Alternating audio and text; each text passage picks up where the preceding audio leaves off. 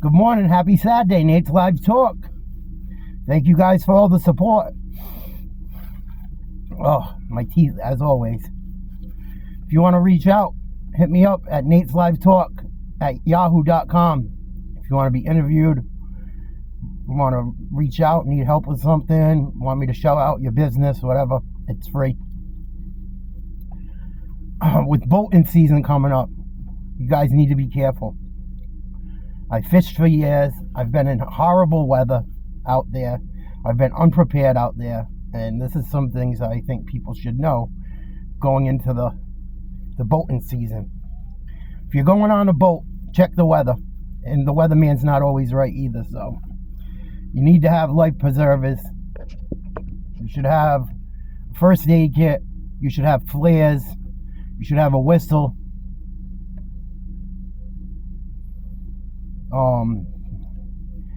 A GPS tracker if possible.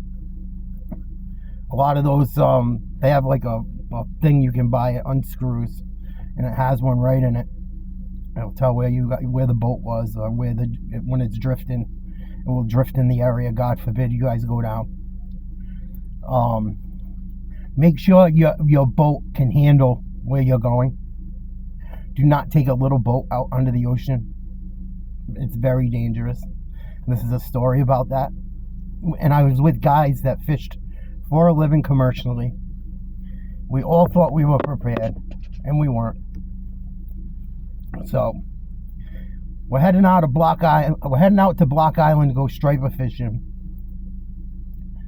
at the Southwest Ledge, and we fished all through there, but we were heading towards the ledge. We were on the east side. We're on the west side of the island. When we leave Point Judith, we're heading towards the southwest end of the island. We come out of there. It was a nice morning, not much wind. We get a mile offshore, 2 miles offshore. We're in an 18-foot bayliner with a 100-horse motor on the back. We took it out there a bunch. I took the same boat like 20 miles offshore, off Block Island, rather. I'll tell that story maybe in this. We start heading out and starts getting a little swelly. 3-4 footers. Swelly though, like just rollers. Nothing slapping this and that. Not too bad. But when you get out of Point Judith, it gets deep quick. You get into almost 200 feet of water. I know it's like 160 in some spots. Years ago, they used to catch tuna right there. You didn't have to go way out and all that shit. I got pictures with my grandfather told me. I don't have the pictures. Someone in my family probably does. But my uncle and my parents, my mother and aunt lived at the Rhode Island tuna tournaments growing up, from what I heard. And you could catch tuna not far offshore. You didn't have to go all the way out to the mud hole or that shit. That's the point. So, couldn't leave it alone. Okay. So we're heading 3 to 4 feet. We're like 5 or 6 miles offshore now. It's getting rough. And it was a beautiful morning. It's starting to get windy. And the 3 to 4 foot rollers are turning into 7-8 footers. Luckily, we're going with them. We had a following sea. Thank God. Thank God. All right. But they're getting big and they're getting scary. They're over your head. When you come up on it and you look behind you, and mind you, we're in an 18-foot boat. It's a tiny boat. 3 or 4 of us. We got all kinds of gear. We got fuel. Dangerous. The boat, we had no business being out on that boat where we took it. We really didn't. Even on a nice day. We get closer to the island. We're coming towards the North Rip. We're in like 12 footers now. No bullshit. The fucking waves were huge in that little boat. Over my head. It was like looking at a basketball hoop falling on you almost. But we're going with him. My buddy, God rest his soul, he's driving the boat, and he's got to put it. The tide's running so hard and the waves are so large. He's got to keep putting the boat in and out of gear. and we can't drive fast because the waves are so big, you'll fall off a ledge. You don't want to drop 12 feet off a wave in a little tiny boat that is not in good shape. Right? I look back, and it's getting bad. It's starting to blow. This is in October. This is the end of the season. It doesn't matter, but late in the season, really watch for this stuff too. Any time of year. I'm out there with all guys that know what the fuck they're doing. Right? I look back, and now they're getting even bigger. They got to be close to 15, I swear. My heart's racing. Everyone's getting a little nervous and shit, but we're trying to hold it together because you don't want to panic. Right? And we're trying to get past the North Rip, but we're not there yet. And that North Rip is funky. Stay away from it if you don't know it, if you go to Block Island. It goes from deep water to no water very quickly. And it's a dangerous place. And the current rips through there. And I look behind me and I see that wave and I'm like, oh my God. I go tap my buddy. I go, hey, do you mind if I hold you? And we put on life preservers at this point. It was bad. If it wasn't a following sea, we would have got swamped. We would have had to turn around if we were lucky enough, and we would have went in the water, no doubt about it. So we all got our life preservers on. I tap my buddy on the shoulder, and I point backwards, and I look up at the wave, and it's like a 2-story wave almost. I go, do you mind if I hold you, bro? He goes, so no, not at all. And I point backwards. He's like, why? And I point backwards, and he's like, and this is the guy that taught me a lot. A lot. My buddy P taught me a lot about striper fishing, hunting, a lot. He's getting fucking scared now. So now I'm getting scared. My mentor's scared, now I'm scared. Like, not acting scared, but in my mental. Yeah, hold on to him, right? Now he whispers to me, he goes, if this gets ugly, we have to watch out for each other. I was younger. I was in much better shape. One of the guys there was older. It was dangerous. He goes, if this gets scary, Nate, if something happens, God forbid, we have to take care of each other. Okay. Somehow we get back. It was so bad. We have all this expensive tuna gear and shit, all our rods and reels, thousands and thousands of dollars. We even wrapped them up in an extra life preserver, thinking we're going to save our gear or swim with it, God forbid. Dangerous. Fucking fuel bouncing around and shit. Not spilling, but you know what I mean. The fuel tanks fucking moving everywhere. We're already soaked. Haven't even started. It's like October. It was nice, but it was cold. Fucking soaked. Even in rain gear, you get soaked. We make it past the North Rip. We go into the harbor there by Champlin's and shit. We had to sit there all day doing nothing and wait for the conditions to change to turn around to head back to Point Judith. Scared the fuck out of me. Before we went that day, I go, dude, it's getting late in the season. We gotta stop being more careful. You know what I mean? And the boat and the motor, we took it out there all year long. The boat was like kind of, I had a feeling the boat was getting tired. Put it that way. We wait for conditions to turn around, the wind to switch. Wind usually comes out of the south in the afternoon up in my part of New England.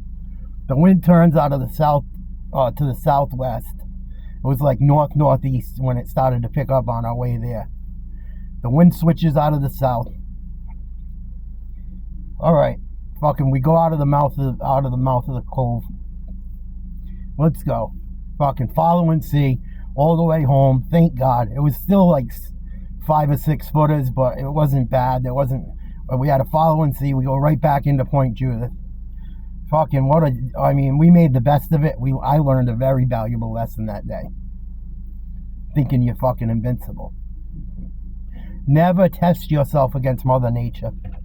You will lose. Daily. Don't do it.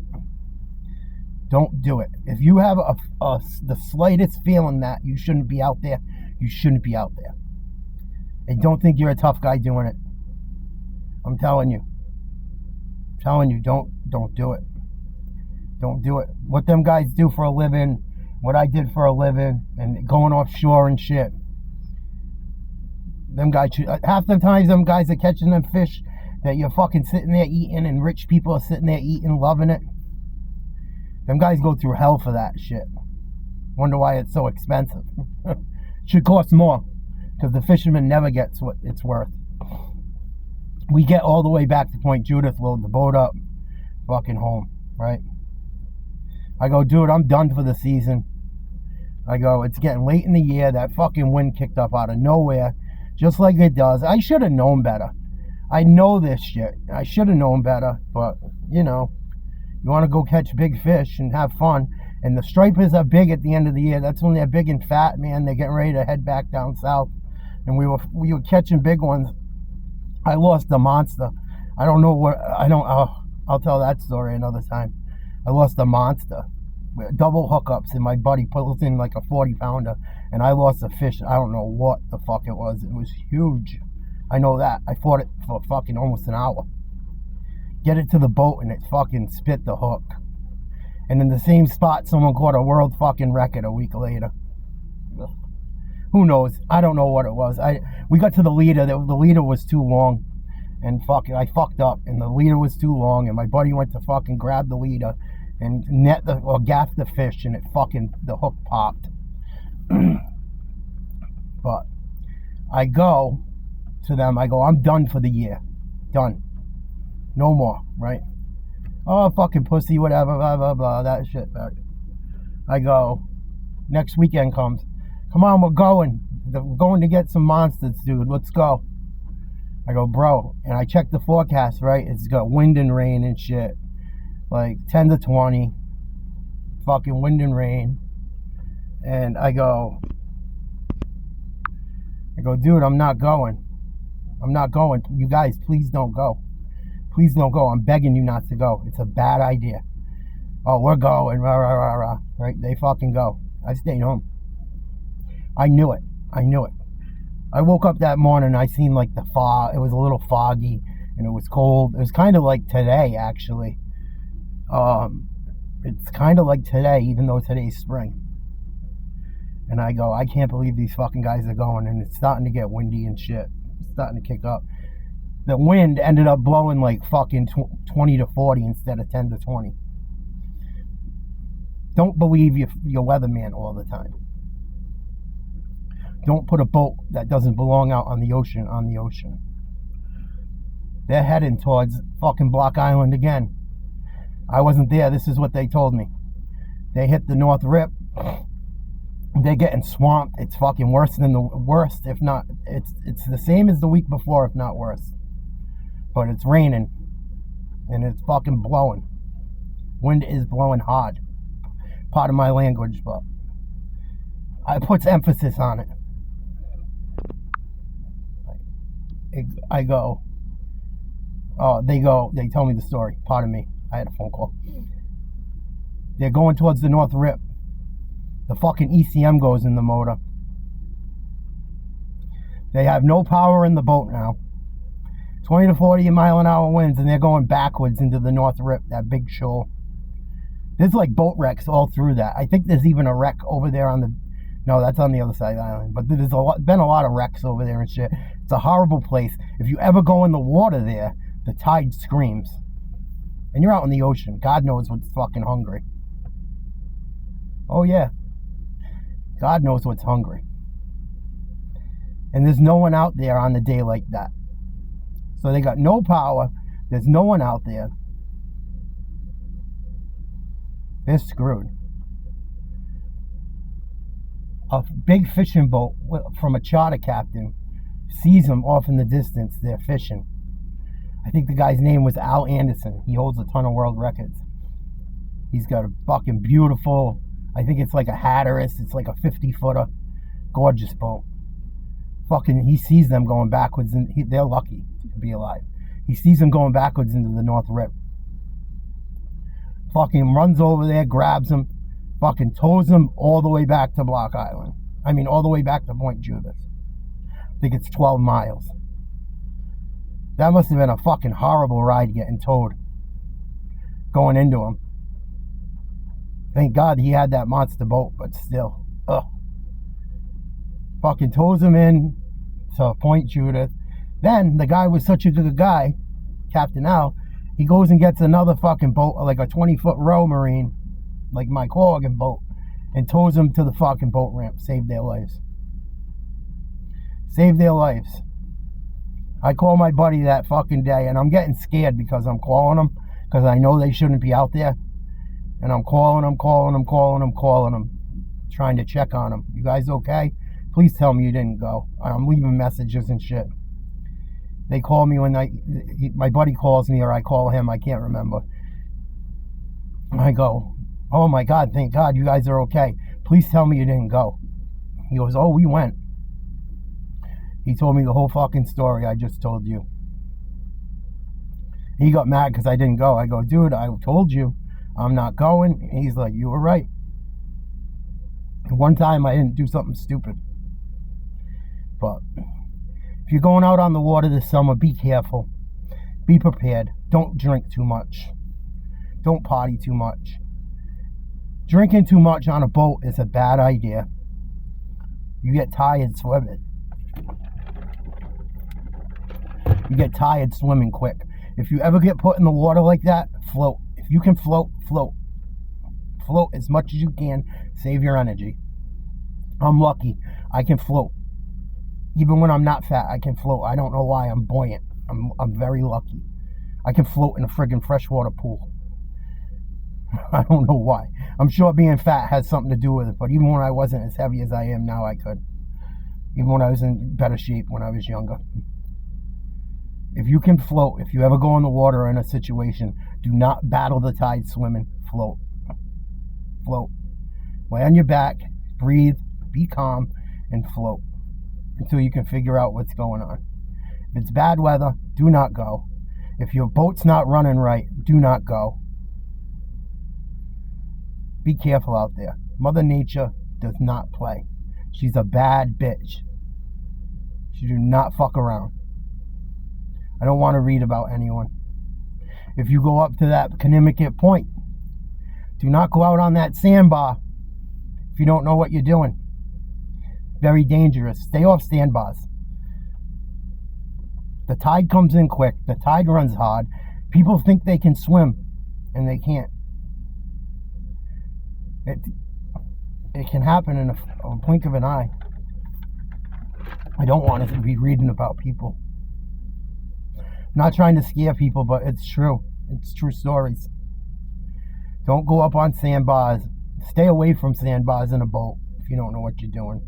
You'll take your whole lower unit off, if not more. If not, go flying out of the boat head first. And now you got a boat for driving around with no one operating it. You should hook yourself into the kill switch, really. But be careful boating. If you have any questions for me, hit me up. Nate's Live Talk at yahoo.com. Please subscribe to Nate's Live Talk at YouTube. I love you guys. Have a great sad day. Birthday shout out.